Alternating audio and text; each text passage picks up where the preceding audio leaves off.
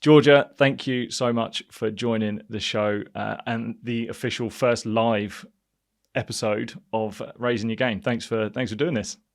Thank you for having me. Very excited. Never done a live one before. I was like, right, I need to remember not to swear. Yeah, it's like Davina McCall when she's like, "You're live on Big Brother. Please do not swear." But yeah, no. Look, this is actually something different. For context for people that may or may not have seen, we've been working together for actually a few months now, and it's been great getting to know you, getting to know more about you as a human being behind you as the athlete. I wanted this to be me pulling one of my strings I can, which is a great opportunity, but also for people that are wanting to learn more about you. I know you have got many young cricketers, especially women, girls, that are following you with the game in the state it is, that are eager to learn more. And I keep getting messages, you are the name that crops up. Follow Georgia, and they're always giving me sort of things to ask you or to find out, or that Georgia sent me here. So yeah, you've definitely got that community behind you. And I think for like every podcast I do, every episode, I like starting off with just where you started in cricket, like where things started for you. So your real early years of playing the game, it being introduced to it. Start wherever you want to start in that experience. So I've got an older brother, and he was a massive influence on my childhood. He was very active, and so I was very active, and we played all sorts of sports together. Cricket was one of them. We played football, rugby, you name it, we played it. And then I think as I got a little bit older, having played with him in the garden and whatnot, I just sort of followed him around and went up to the local club, but there weren't any girls playing at the time, so I stuck out like a sore thumb, obviously. But actually, this was about age 9 or so. I found that my skill level was pretty similar to what the boys was. So then it was like, okay, well, I stood out even more because I was a girl who was actually quite good at cricket. My nan and granddad were big into it as well.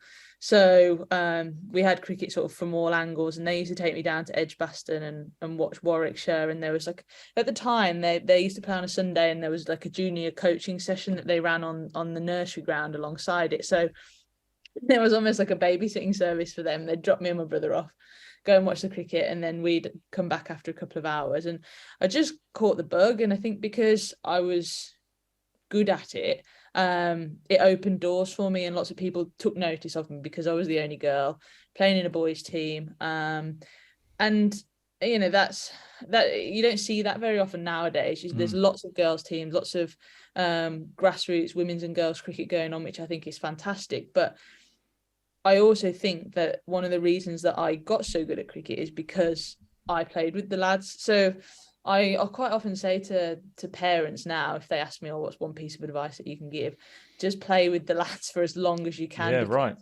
Their skill levels are so much better than girls, I find, at that age. And if you can go toe to toe with them for as long as you can, until the physicality takes over, I really think that that's one of the big reasons that I was so successful from such a young age. And then I got into women's and girls cricket when I was probably around 15, 16. So I spent a good 5 or 6 years just playing boys cricket, and with that it comes like, you've got to prove yourself because you are a girl playing against the lads, but you've also got to be quite tough because in that sort of environment it's quite ruthless and dog eat dog.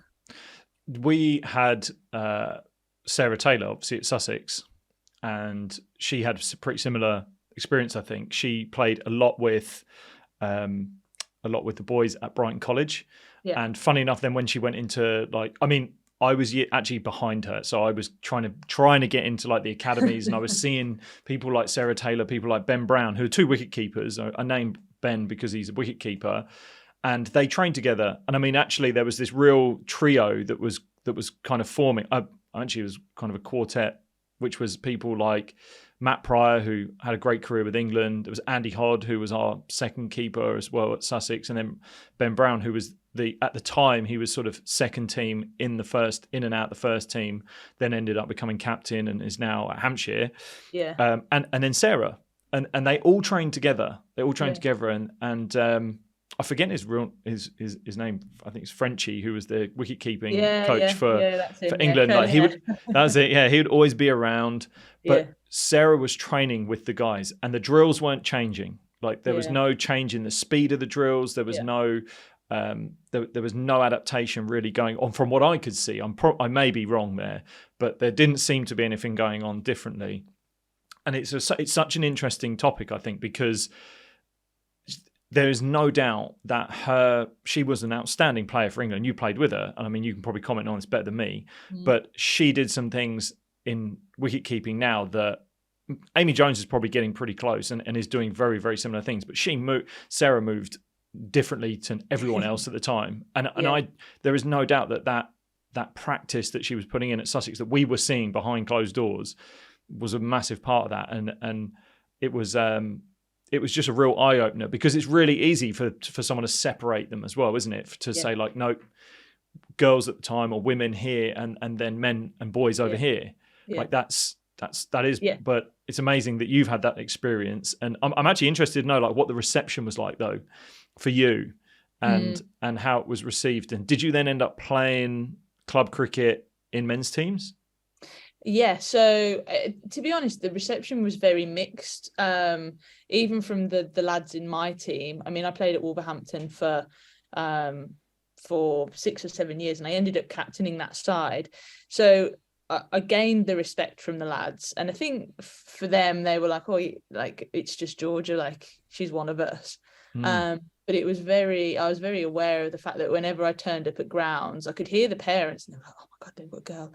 Or is that a boy with long hair, or is that a girl?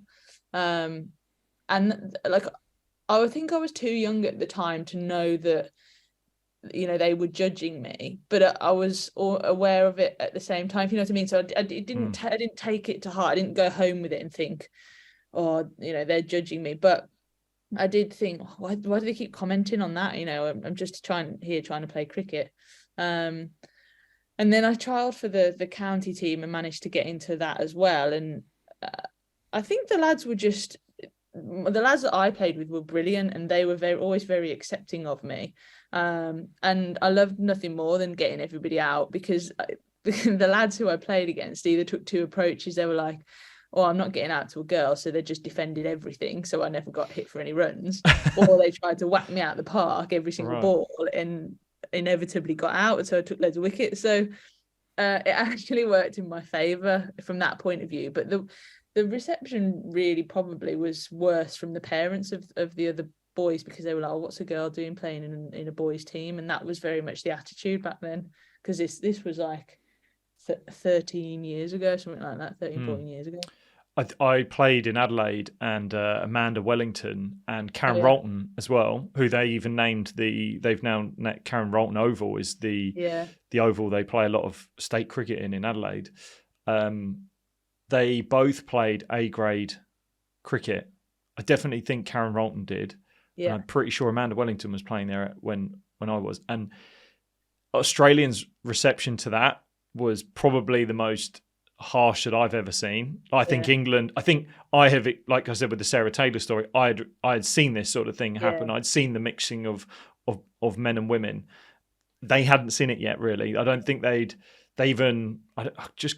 can't think of a moment when I was coaching juniors where we had a woman playing in the men's. There was a moment, there was a young girl that I coached at the time she was at South Australia juniors and then went to Tasmania. Has just gone to Tasmania. Her name's Callie Wilson, and she was the closest I saw at the time for us putting a bowler in the senior boys group at the time. But it was almost like not a possibility. Yeah. And I think once Amanda had done that recently, and they'd seen Karen Rolton do it, it's like a barrier's been broken. It's literally this barrier, this wall that's been broken down. It's like, oh, okay.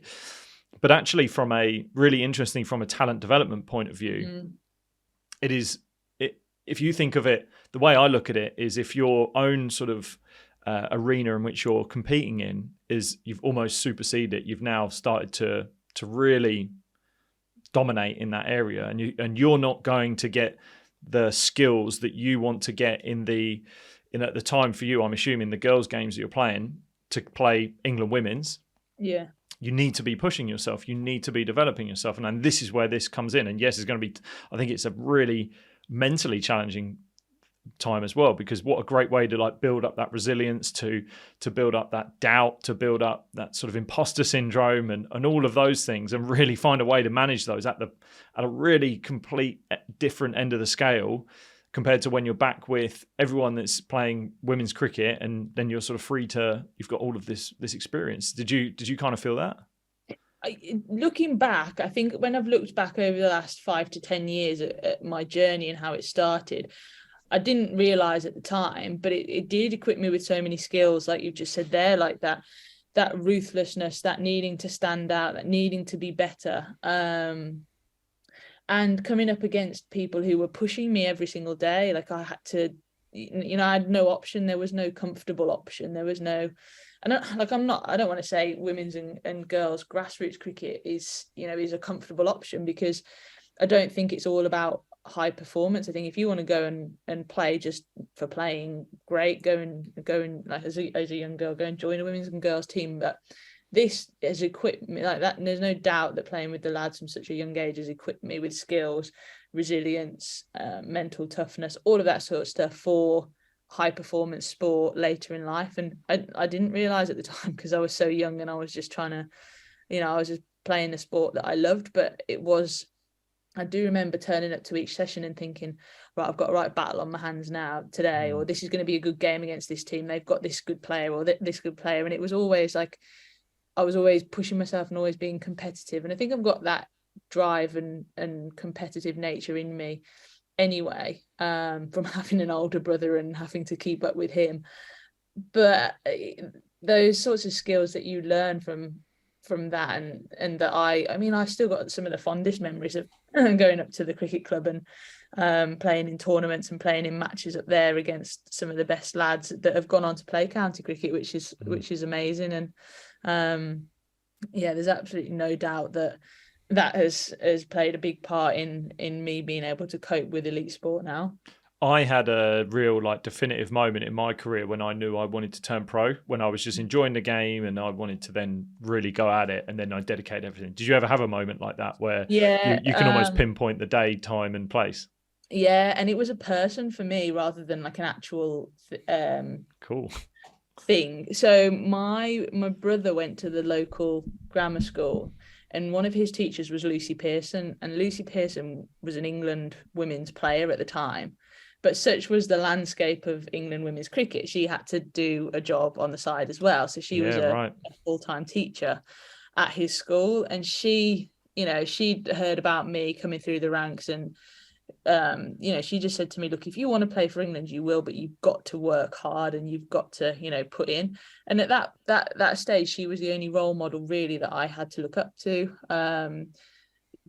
England women was hardly seen in the media. It was like, if you wanted to go and watch a game, there were maybe 3 or 4 games a summer that you could go and watch. But having that access to her, because she was so local and from Wolverhampton, that really inspired me to be like, right, this is what I want to do. This is definitely the goal. I want to play for England. And in all those sessions in the back garden that you have where you're like, right, this ball is for the World Cup final and all of that sort of stuff. Like that's what I was doing. I was just playing in the garden all the time and imagining scenarios where I was about to win the World Cup final. I was going to take the winning catch. I was going to do this, that. And then when she said to me, look, you're good enough to play for England, but you need to work hard, I think that's what flicked the switch for me. And then from then I never looked back. So what does that, at that time, because the game has literally changed in the last 3 years, at least, since it's drastically different, considering, well, and we'll get on to like the 100 and things like that are going on and the WPL that's currently on. But what did it look like to get into it right then? So for context, like a young junior boys group at the time was, it still is, there's like from 10s, 11s, 12s, 13, 14, 15, 16 to an academy. You've got trials, and that was my route in, was to go and trial for one of those age groups depending on the age I was at the time, and then try to get into the representative team. If not, you go and play club cricket, then you come back, have another trial, or you get in and then you try and progress through, you get to the academy, bang. But from what I saw from women's, there wasn't that many teams. Obviously there's not that much club cricket going on. So how did you manufacture your professional career? Well, I had a lot of good people in good places looking out for me. So I came under the Staffordshire County, which is a minor county. So even for the lads pathway, it's a bit more difficult at a minor county. I played county boys until I was, I think, 14, something like that. And then they said, right, like, you need to concentrate on women's cricket now. I got into the senior, this is context for you, senior Staffordshire women's side when I was 12 years old. So I was playing with 30-year-old women and I was 12 years old, and they were saying, right, you're going to be good. Da, da, da. But that consisted of 5 games across 5 days. So you can imagine, as a 12-year-old, I can't play 5 games in 5 days. It's that, and that was the extent of what their season looked like. But from that, I got picked up on talent pathways, and then luckily, I spent a lot of my youth growing up with Danny Wyatt, and so we were both from Staffordshire. Right. Quickly got picked up onto the boys' academy, so we were the two girls on the boys' academy at Staffordshire and then at Derbyshire. So we were very lucky in that respect that they picked us up and said, we're going to give 2 of our academy spots to 2 girls. They probably got more funding for putting into the women's game as well, but and from there, it was either you played for England Academy or England Women. And that was it. So if you'd got scouted by England Academy, you would sort of be on their radar. And I reckon there's probably only 30 or 40 women who were good enough for that at that time. And then as I got a little bit older, they introduced this thing called Super Fours, which was a regional competition but only consisted of 4 teams. So again, that's only for the 50 best players in the country. And when you compare that to what is available now, it's just two ends of the spectrum. It's crazy how far the game's gone. Yeah, and then I think with that, it's quite interesting. Been watching the women's T20 World Cup. You were obviously there. And there's actually, you look at Australia, South Africa was great for them to get into the final. Yeah. England unlucky, just missing out. Who else would I? India. So India, Australia, South Africa, England, New Zealand to an extent as well. Like, you can see how almost from World Cup to World Cup, how each nation is just constantly progressing. And even like Pakistan are just moving in the right direction. Everything's moving and changing, like the speed of the game, like actually, if you look at statistically, the amount of sixes that are being hit, just that side of it, the amount of boundaries. I think one of the first women's games that I watched at Hove, like the run rate was like 2, maybe 3. Yeah, it was really, and then it was like ended up being competitive. Yeah. But like it's just actually a marker of the amount of talent that's come through, the amount of players that have come through that have really pushed the needle. But I'm interested, back when you had 50 of the best players in the country all turning up, how hard is that to set your standards? How hard is that to know what standards you're trying to hit? Because my standards when I went into the professional game were set by international players who'd played Ashes, who'd played World Cups, who'd done all of these incredible things, and you just replicate it. You just go, who's the best player? Who's training there? How hard is that for you to do that when you haven't really got a gauge? Yeah, no, it's impossible. We met for these regional things. It was like 4 weekends of the summer. So you're around these people, but for 4 weekends, it gives you nothing. So me and, I don't want to speak for Danny, but we set our standards based on what the guys were doing around us in the academy at the time. So we were trying to keep up with them, and we're thinking, right, these are the next best county men's players. So I was playing on an academy with Ben Slater, who now plays up at Nottingham. Alex Hughes, who's just retired at Derbyshire. So lads like these who have made it in the professional game and had very good careers. They were the best of their age group at the time, and we just had to, keep up with them. And I think because we thought, if we can keep up with them and we can do the skills that they're doing, we'll actually probably be leading the way in terms of where the women's game goes. And then I'd come into, and I think because I was so young as well, and I was 15, 16 playing against 30-year-olds, every time I got a glimpse of their skill level, and I kind of used it to know where I was tracking. But day to day, it was very much about, how am I going against this lad on the academy here? So, when you were having those experiences where you're with, you said like 12 years old, 30 plus women, boys as well that are probably moving the ball around a little bit faster. What were your parents like? Like, what was their attitude at the time?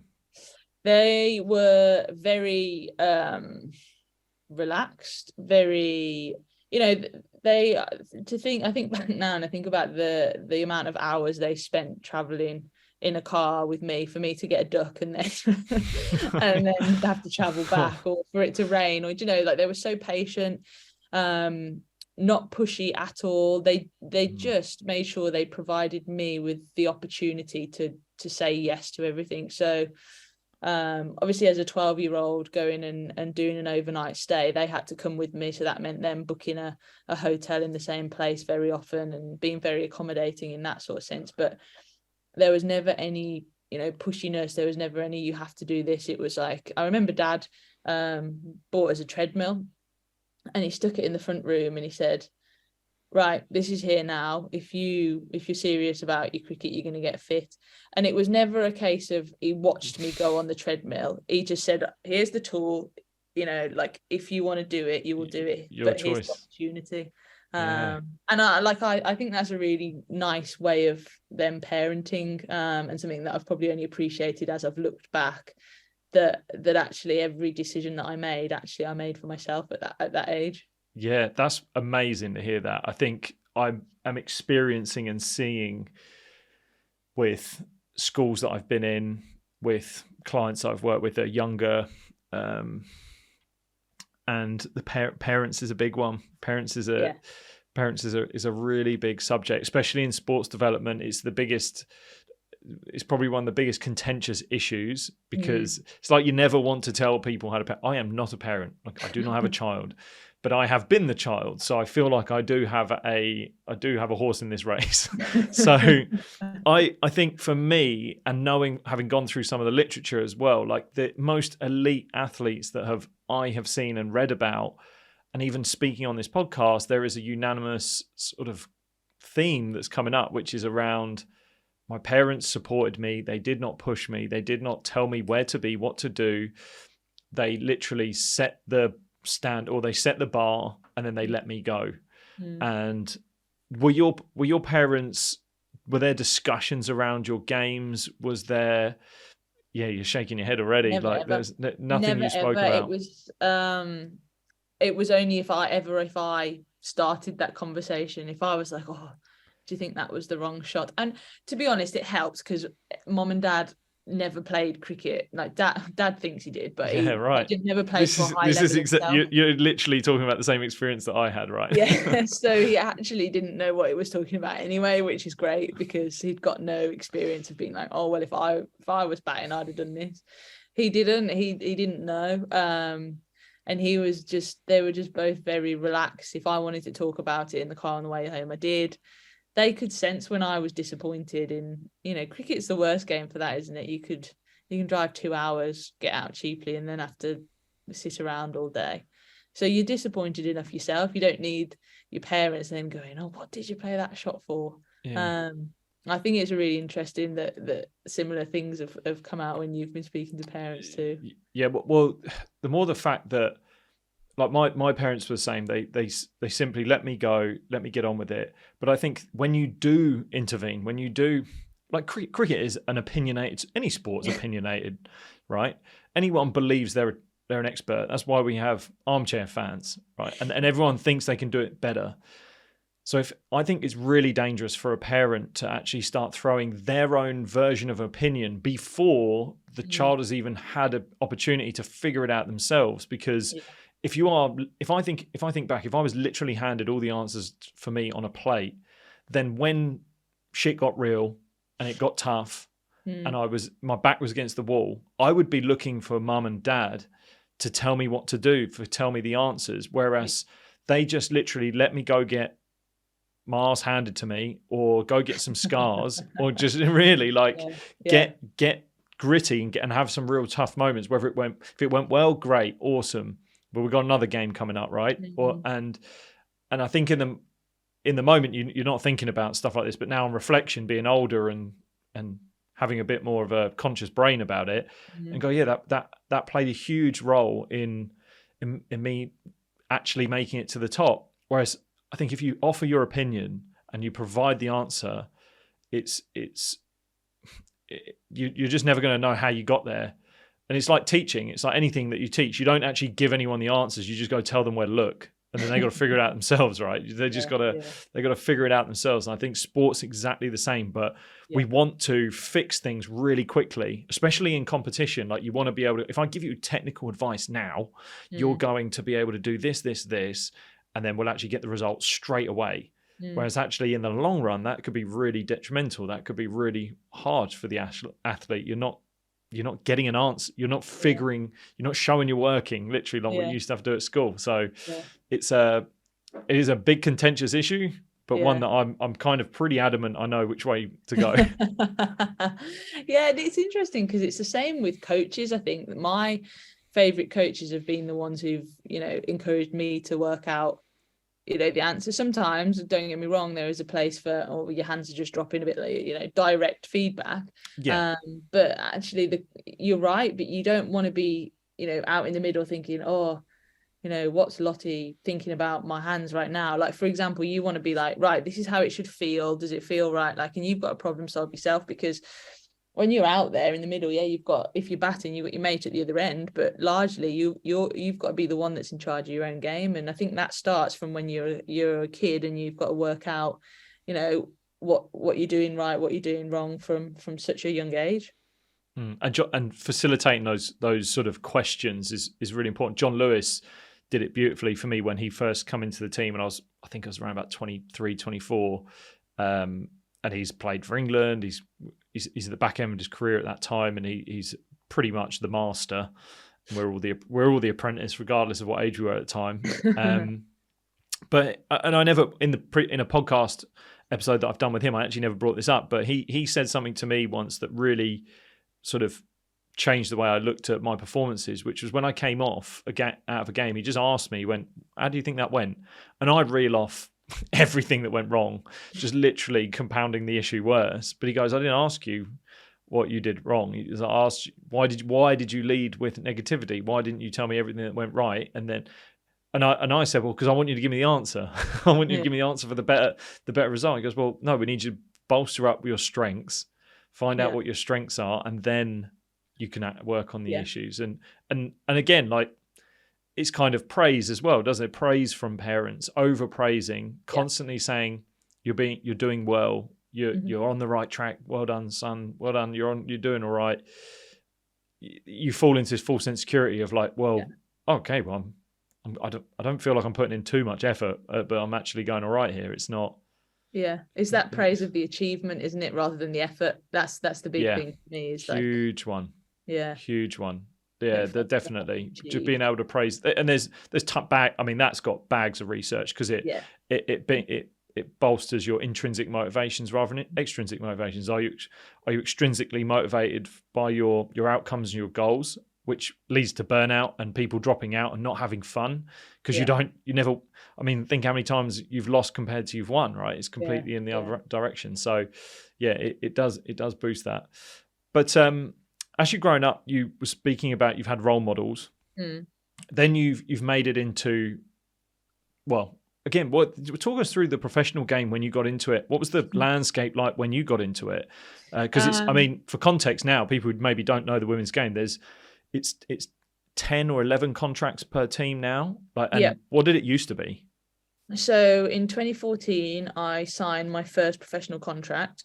So what's that? Nearly 10 years ago now, 9 years ago. That was worth £7,500 per year. So there were 15 of those, and they were just for international players. And bearing in mind, you were either on 7.5, 10, or 15. So that was a professional. So hold on, that was a professional contract for England. Elite England women's contract. Yeah, it's crazy. 10 years ago. Wow. And then from then, it's just got better and better and better. So we spent maybe a year there. And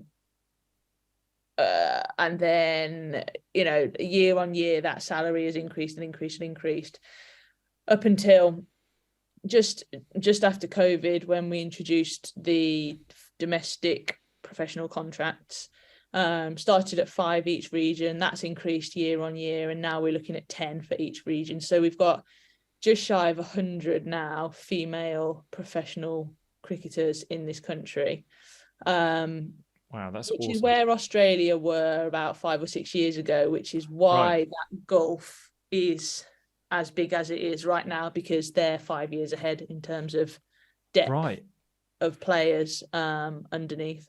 I didn't know that. I didn't know that it was fine. I didn't know, because we've had conversations around this, saying about that gulf between Australia versus everyone else at the moment. It is really everyone trying to take down the Australians, because there is just, and you can even see in the WPL, the players that are playing there, they're just standing out, and you're like, what are they eating? Like, what's going on? But if it is funded to a better extent, there's far more resource that's available, and that makes a lot of sense. I did not know that information. It's depth. It's depth in one sense, but it's what that depth gives you in terms of competition for places.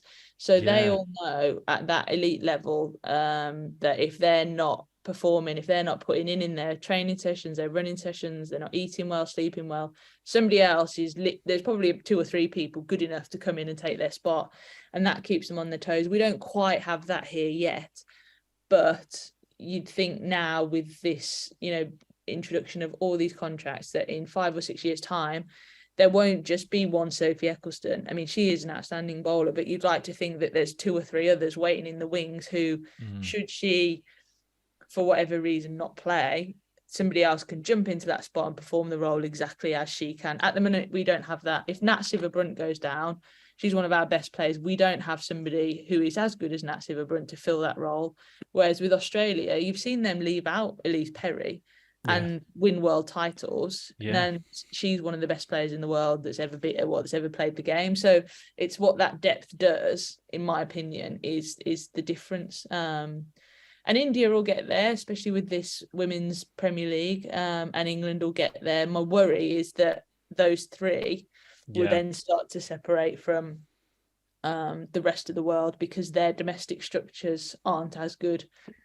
So but then maybe then the thirst for the game changes that. If you only need to see a door, don't you? You only need to see a gap in that door as well to go, okay, that's actually now for a woman in South Africa that is playing, or a woman in Pakistan, a woman in New Zealand, right? Like anyone that is considering a sport and has looked at cricket at school and gone, there's literally no pathway. Or even take the parents, right? Sometimes the parents will guide you down that road to go, well, that's a sport you can play because there's longevity in it. You can actually do something with it. You can play it for a longer time, and you can get paid to do it.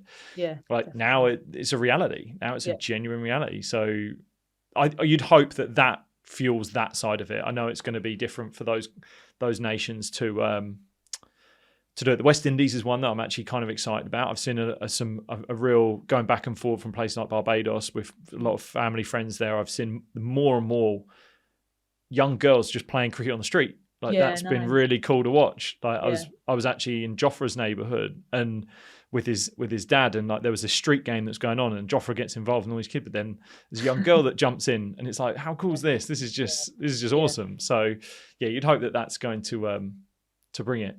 So when you were starting out, was there talk us through any moments where you started to have maybe doubts of it being. Were there any some real tough times during that period, and thinking like, have I made the right decision? Is this game going anywhere? Like, what sort of things were going on around in those times that were perhaps barriers? When I was growing up, it was very much the dream. I wanted to play for England, but that wasn't what I wanted to do as a career. I wanted to be a PE teacher. Probably largely because my role model Lucy Pearson was, but mom and dad were both teachers, and that's what I wanted to do. I wanted to teach, and then I just wanted to play for England at the same time. And I never thought that it would be a career ever. Never thought that I'd get paid to do it. I just knew I wanted to represent England and play at the highest level. So I think from that point of view, it was always a hobby. And then I went to university. I went to Loughborough because of the cricket program there, and that was as close to as a professional cricketer as I would ever get. And we had this is a ridiculous team. We had Tammy Beaumont, we had Lauren Winfield, we had Anya Shrubsole, me, Amy Jones, Nat Siver, Beth Langston was there at the time as well. Like, just a ridiculous amount of good cricketers at Loughborough. So you can imagine what the university games were like. They were hilarious. Wow. And that was an England team. Yeah, it was an England team. It was stupid. But that was as close to a professional cricketer as I got. I was basically at uni studying, but then was on like a full-time cricket program at the same time. Yeah. And it wasn't until I came out of that I got put on my first professional contract. But like I said, that was worth £7,500. So even then, it wasn't a viable career option. And at that point, it was sort of like, well, do I need to go and get another job? Do I need to like, how am I going to survive? I can't survive on £7,500. So from going semi-professional to professional was probably something that I struggled with, because like I said, I always wanted to be a PE teacher. So I'd gone to uni in the thinking that I would do a PGCE after it and then go and qualify and be a teacher. And then it kind of got to the stage where it was like, right, well, do I commit fully to cricket or do I not? And I thought, you know what, I'm gonna try, see where it goes. And then the game just took off. And then I was very, very lucky that a couple of years after I'd finished uni, I got into a contract that I could live off. I think then when the doubts came when it went from being a hobby to being a job, more so than any time before that, because then it was like, right, there's real pressure on this. This is my job. There's more media scrutiny. Somebody's opinion is controlling, you know, my life and how I'm living. There were 1-year contracts at the time, so trying to get a mortgage on a house or something like that was an absolute nightmare.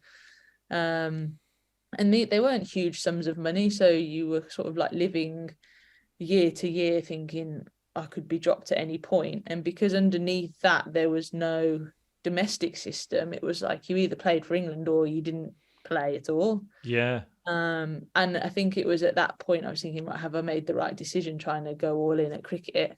And then of course you travel in the world with your mates and it's the best job in the world. So then I didn't look back after that. Yeah, but that I kind of didn't speak about it, but that whole fear of having someone taking your spot, especially now with the growth of the game, it's such a motivator.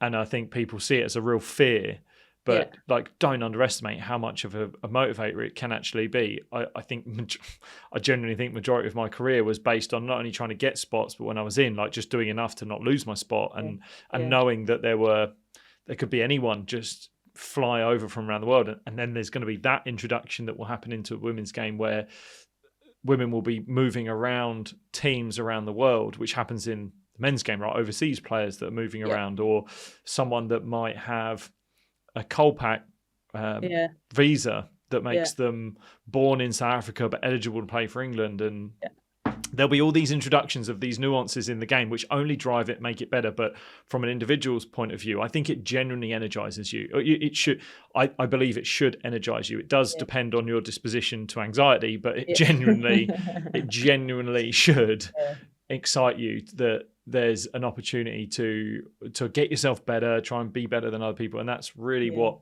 sport's about. With your career now and having, I mean, you've got the season coming up.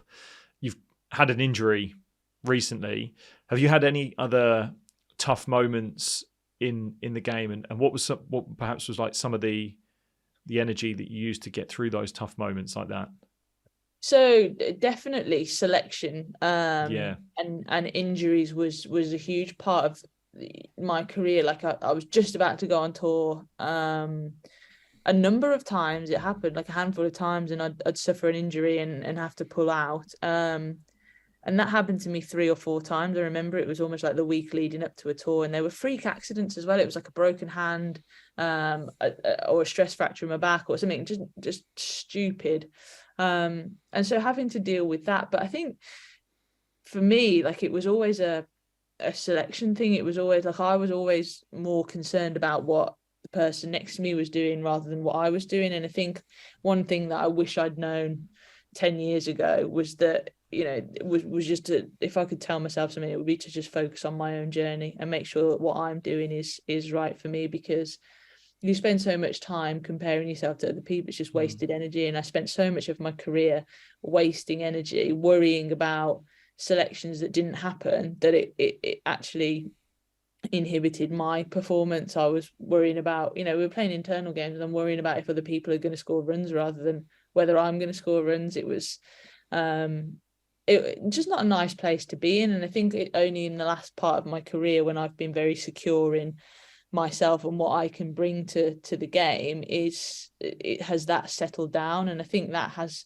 a lot to do with the security of the domestic contracts coming in, and just feeling like I can enjoy the game for what it is now, rather than, you know, everything being a threat. Like my personality is very like threat driven and trying to see things before they happen, and quite often they don't happen, and you just spend all that time worrying about things that don't happen, and it ruins, you know, what's right in front of you.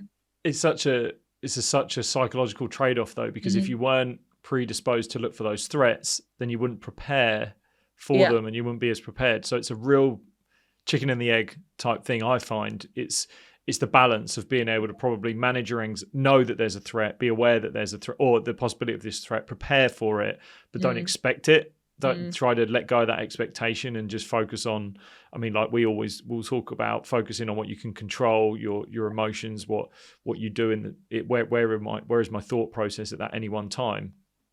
It's I think it's such a chasm of whether you're punishment sensitive or reward sensitive. Like, am I motivated by the idea of punishment or reward? Like, where's it at? I think the other thing I struggled with was one person's opinion sort of dictating your self-worth as well. So I played for England for 10, 12 years, and if I didn't get on with the coach, I had nowhere to go. It's not like county cricket where I could go and join another county if I had a disagreement with another coach. It was like, you played for England or you didn't play anywhere.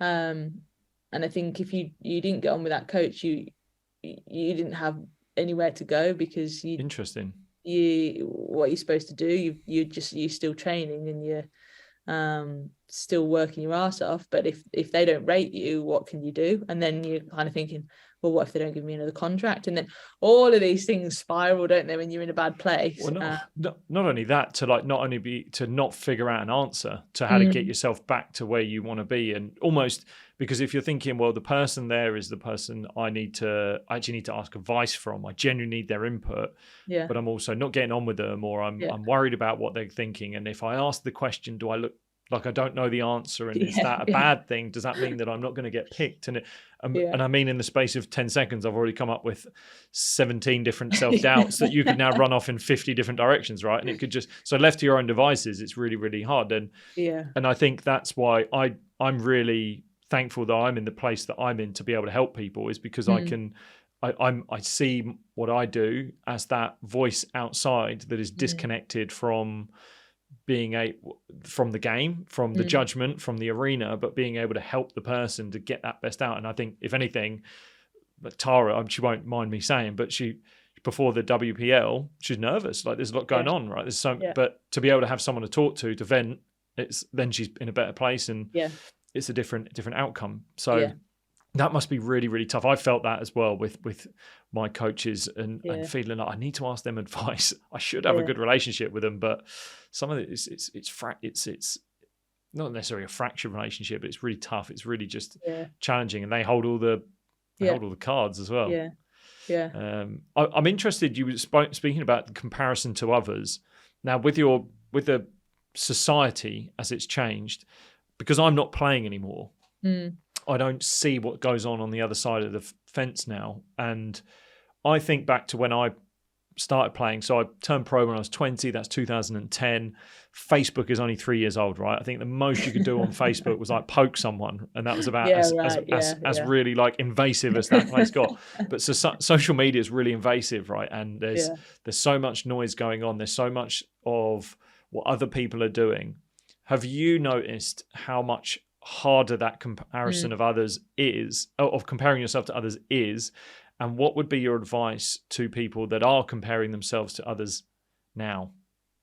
Hugely. There's been a massive shift in it, and when we won the World Cup in 2017, we made a decision as a squad to come off social media because, you know, we acknowledged that there would be benefits of it, but we knew that we would be coming under a lot of scrutiny, and there'd be a lot of negative stuff on there. And if one negative thing ruins your whole day, doesn't it? Right. Like if you see one positive thing, you kind of like, oh, dopamine hit for 5 minutes, and then one negative thing, you just floored the whole day.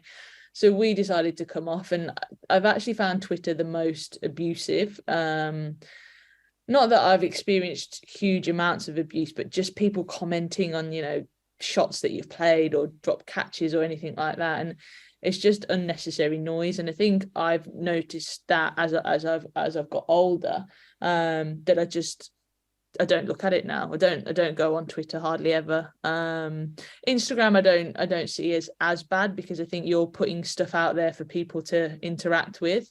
And I found that to be far more supportive. But then I suppose for a youngster coming in now, if somebody's putting on that they scored 100, you know, at the weekend, and you're looking at that and you're comparing yourself to that, that can be detrimental. So I think, honestly, the biggest piece of advice that I would give my younger self or anybody playing the game is, you know, you're running your own race, and it's your life. Nobody else is living it for you, and just do what makes you happy. And if that means you come off Instagram, who cares? Like, you know, it's taken over the world, and it's making us all, it's got its uses, but I honestly think it can do way more harm than good. And I think I wish that I had this much self assurance, I suppose, when I was 20 years old and I was this comfortable in my own skin, because it's like you say, it's similar to the thing to the parents. Like, if you can figure it out for yourself, you're way ahead of your peers. If you can understand yourself, understand what makes you tick, what makes you emotional, what makes you angry, what motivates you at a young age, that is the best place that you can be in, I think. And for me, social media is a big distraction, and sometimes I feel myself say to you, I've been on it way too much this week, just pointlessly, aimlessly scrolling. And you do it, don't you? We're only human, but I think if you feel yourself going into that spiral, just get off it. I think it's a real challenge for athletes as well, because it's used as a platform. It's an engagement tool. Like, you've got community on there, I've got a community on there, and it's a brilliant tool. So kind of leading on from what you were saying about understanding yourself, which I totally agree with, I think, and that's the basis of my work, is to help people do that.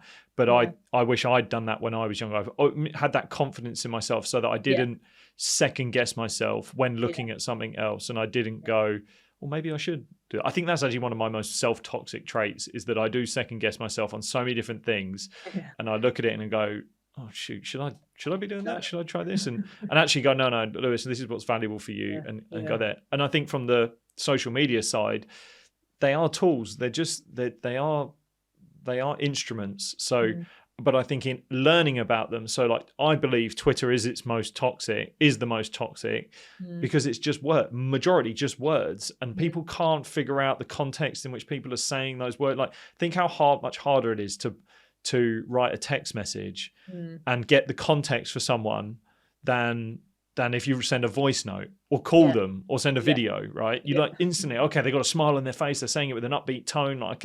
Yeah. I've now got some context behind these words. But I think Twitter just throws out, I mean, other than just pure outrage and abuse, some of it can get lost in translation.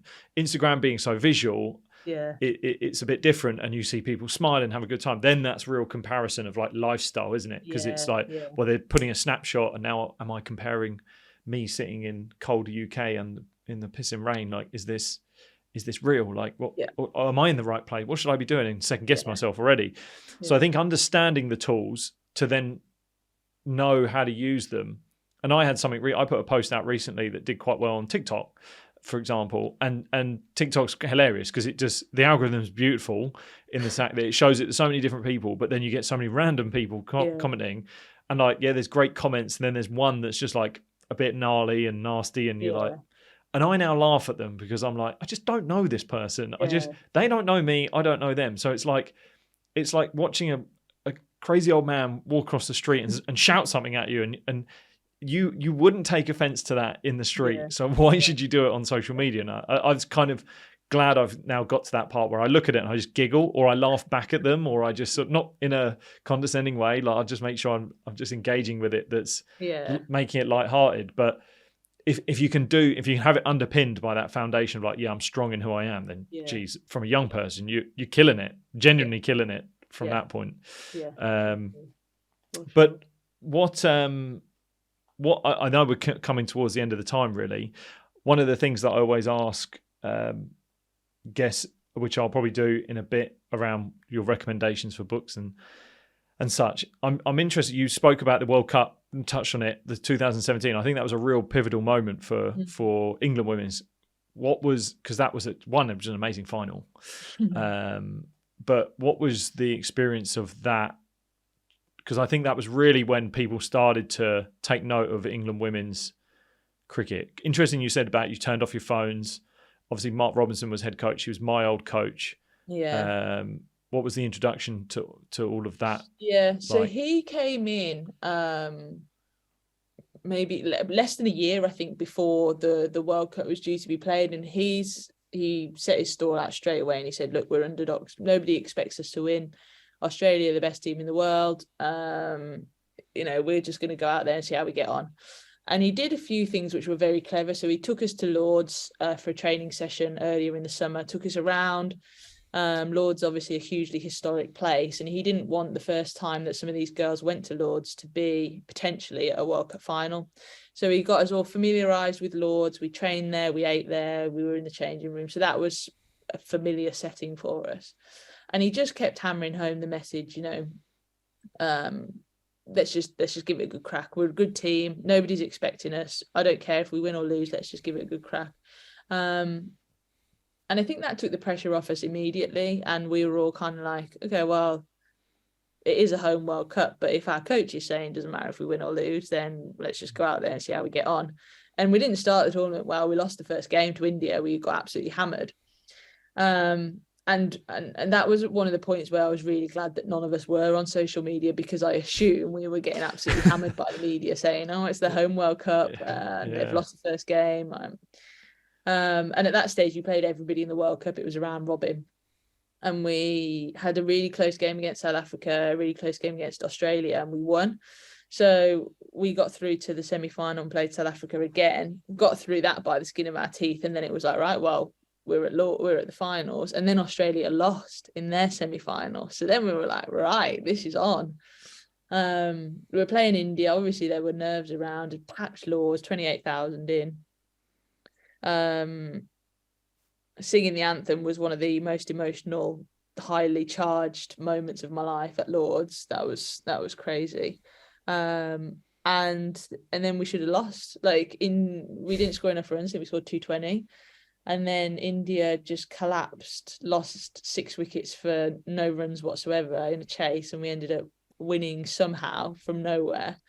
And off the back of that, it just went nuts. It was like women's cricket, the home World Cup. I don't think anything ever will live up to that, because that is like the pinnacle of anybody's career, winning a home World Cup final at Lords. it can't ever be eclipsed. But what that did for women's cricket that summer was amazing, and it put them on the map, put us on the map. And it really got people, I think, standing up, listening, because at that point it was women's football was the only sport that was for women, really. And then all of a sudden they stood up, and then the men won 2 years later at the same venue, and I think it's just all spiraled. It was a kind of a beautiful, perfect storm, really, that just happened started to emerge. Correct me if I'm wrong. Was Mark Robinson the first women's coach to come from the first class men's game? Yeah. Interesting. Yeah. Which kind of leads into where we start this entire podcast around sort of men and women and boys and girls playing together and introducing that and sort of learning off each other. That's a really interesting dynamic. Yeah. And he came in and he said, you don't know how good you could be. You don't, because I think as well at that stage, because we didn't know how good we could be. We didn't know where our ceiling was. And it's like, we've got all this talent in the room and we didn't know where we could take it to. Australia were world's best, but they weren't that much better than everybody else at that time. It was only really after the failure of that World Cup that they sort of soared and set out much better than everybody else. So at that point, it was like, well, what does world's best look like? And we weren't far off that in terms of skill sets. And he came in and he was just like, right, the belief in this side, needs to change. Because I think the other thing with, he said to me once, men need to play well. No, men need to play well to feel like they belong. Women need to feel like they belong to play well.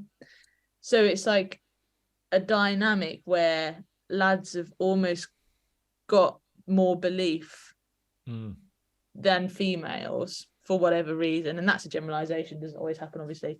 But he said that was the biggest thing that he noticed coming from the men's game into the women's game, that just we didn't know how good we could be. And I suppose that's because we didn't have people sort of lead. We were the leading the way, but we still had so far to go as well. That's really interesting. Yeah. I mean, there's a lot around women having a lot higher base level of anxiety, but belief, I don't know. Like that'd be really interesting to find out. But if anything, I think, if you've not had,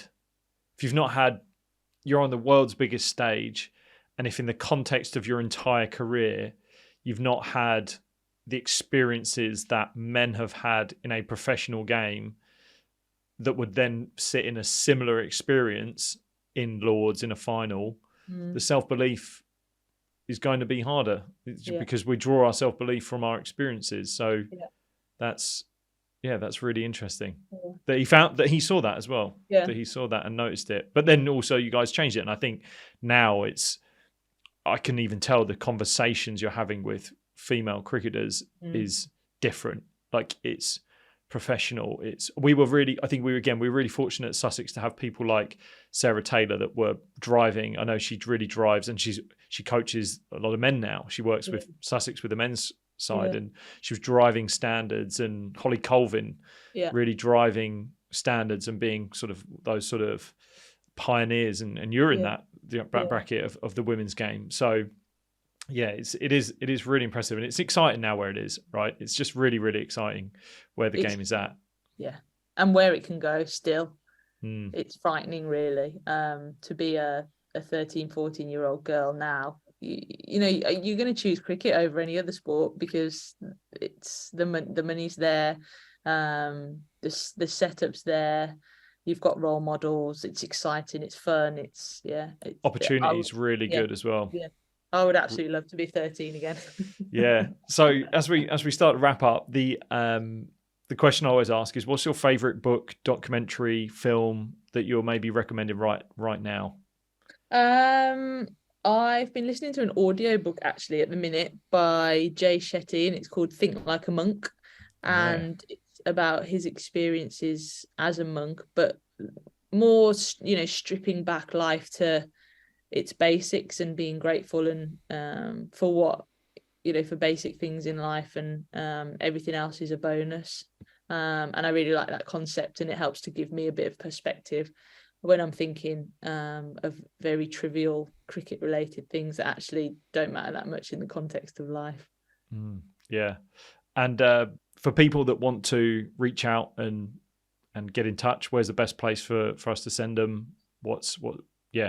Happily pitch. Yeah, happy if they want to email me or get in touch on Instagram, Twitter. I don't use Twitter a huge amount, but so Instagram probably the best way.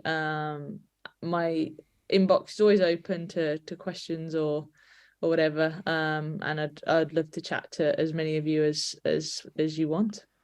Brilliant. Yeah, and I know one of your big things at the moment is becoming a role model, like really trying to be the role model that, well, you'd hope to have or you wish to be. And I think if there's anyone listening that, especially in the women's game, any part of the game, definitely reach out, Georgia. She's someone to be in touch with. So thanks again for actually your time on this. I really appreciate it. And yeah, I've loved it. Yeah, me too. Thank you so much for having me.